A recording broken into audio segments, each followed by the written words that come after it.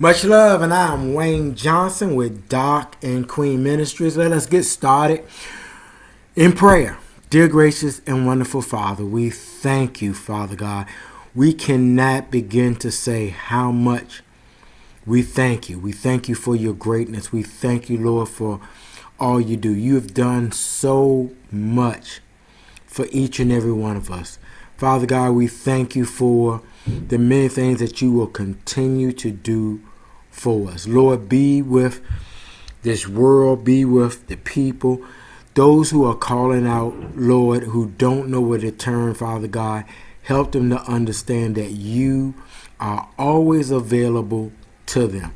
I thank you, Father God, for what you've done for me, to me, and through me. Father God, continue to be with me.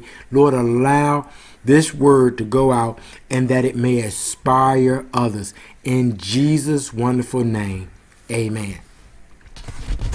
So we're going to come from Song of Solomon, chapter 4. I'm just sharing with you on today just a marvelous day. I'm going to just get into it. I don't even know really where to start. It reads in Song of Solomon, chapter 4, verse 7, and it reads, look, I don't even know where I left off at, but I'm back. So we're going to be coming from Song of Solomon, chapter 4, verse 7, and it reads, my darling, you are beautiful all over.